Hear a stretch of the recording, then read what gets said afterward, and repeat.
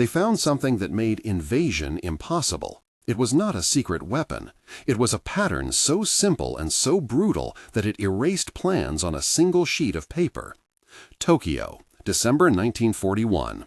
In a cramped room of the High Command, under the yellow light and the smell of stale tobacco, a man who had lived in foreign ports opened a folder and silenced the room. Admiral Kato Satoshi had sailed with diplomats, read census ledgers, and walked factory floors in the United States. He set photographs and spreadsheets on the table and said, in a voice low and steady, that what they were facing was not an army alone, but a national machine that could remake itself faster than any fleet could destroy. The room went quiet like the hush after a bell. This is what he saw and why it changed everything. At first, the meeting looked like any other wartime council. General Hironobu Tanaka pointed at maps pinned with tiny pins. Colonel Masaru Ito traced supply lines with a trembling finger. The calendar on the wall read December. The rain drummed against the window, and the lamp cast small islands of light on creased uniforms. Briefings had begun at dawn, and voices carried the fatigue of long strategy sessions. But Kato unfolded a different map, one layered with factory stamps and rail timetables, and said numbers out loud that did not match the optimistic projections the planners preferred. He told them that in 90 days, a single Midwestern state could convert 120 factories to armored assembly and produce 900 tanks a month. Lieutenant Commander Hiroshi Nakamura frowned, the leather of his folder creaking as he leaned forward. The texture of the paper, the coffee stain at the corner, the quiet cough from the doorway made the room feel small and impossible to fill with certainty. Someone whispered the word logistics, and the whisper spread like smoke. The discovery began with photographs smuggled from an embassy attaché and a set of railroad timetables copied by a clerk named Akiko Mori. Kato opened the first photograph, and the scene of a small machine shop in Ohio unspooled across the table in grainy black and white. He read aloud a letter from an industrialist, Harold Evans, mentioning spare parts for aircraft engines arriving by the hundred a week. He showed a ledger with entries that meant factories could be retooled in 4 to 6 weeks. "Look at the rails," said Kato. "Distances are vast. Supplies move inland in days. Ports are entry points, but once inside, the country swallows war material and grows stronger." The room reacted. General Tanaka rubbed his temple. Colonel Ito tapped the map, and Captain James Riley, an intelligence liaison they had not expected in that room, adjusted his glasses and asked for sources. Each name in the folder had weight. Each photograph smelled faintly of oil and coal from the darkroom where it had been developed. The evidence was tactile, audible, visible, and intimate. They brought numbers. Analysts Anna Watanabe and Matthew Cole presented shipping manifests showing 2,300 freight cars arriving in a single week to one industrial corridor. A naval report noted that American merchant tonnage could be replaced at a rate of 30% per month after mobilization. A census memo listed 18 million men of working age who were already organized into unions and home defense units. Maps showed rail density of 16 lines crossing strategic regions, and a sample calculation demonstrated that American coastal losses of ports would be offset by inland production within 6 to 8 weeks. Experts quoted in the margins included an economist named Margaret Collins and a former attaché called Robert Sato. The figures were cold and specific. They did not argue, they accumulated. The High Command had to face the math. Even sustained naval superiority could not prevent a continent from converting factories, rerouting rails, and producing weapons at a tempo that would outpace any projected invasion timetable. Around this point in the narrative, it is worth pausing and asking what you would decide in that room. If you were General Tanaya or Admiral Kato facing maps, photographs, and the smell of inked paper, would you proceed with the plan? Write in the comments starting with "I would do" and tell which choice you would make and why. Share any sources you know. Your answers help shape which detail we explore next. Back in the briefing, logistics became the hard center. The terrain was not only geography, but distribution networks, seasonal weather, and infrastructure resilience. A technical briefing described how rail hubs could be rerouted and how spare parts could be cannibalized. Factories manufactured interchangeable parts in standardized gauges. Assembly lines could be repurposed by swapping dies and jigs in roughly 18 to 42 days. And skilled machinists were widespread thanks to decades of peacetime industry. That process description explained why a tactical victory at sea would not translate to strategic collapse inland. The words were pragmatic and mechanical.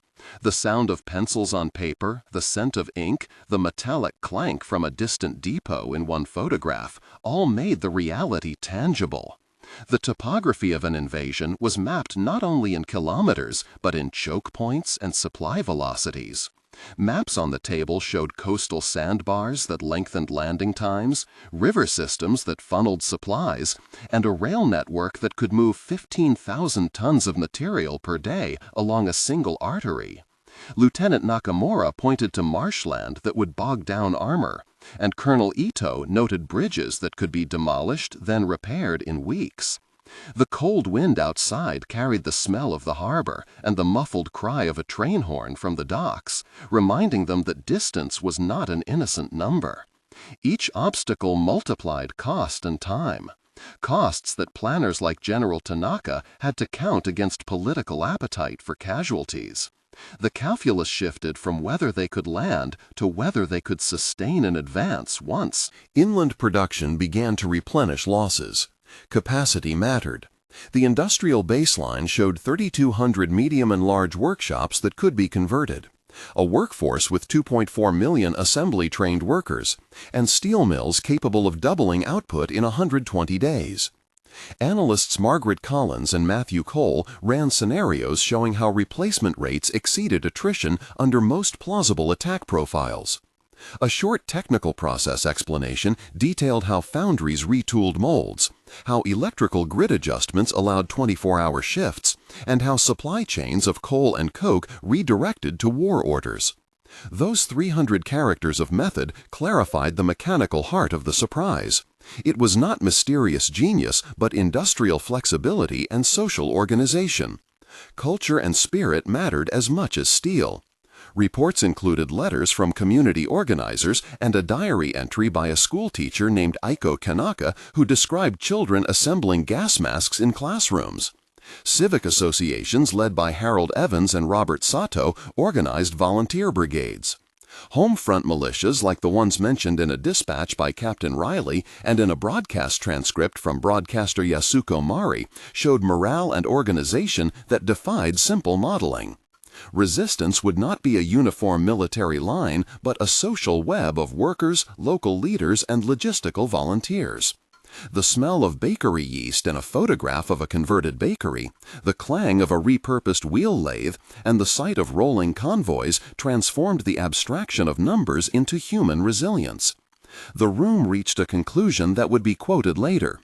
Admiral Kato looked up, voice flat with tired clarity, and said, "It is not that America cannot be touched.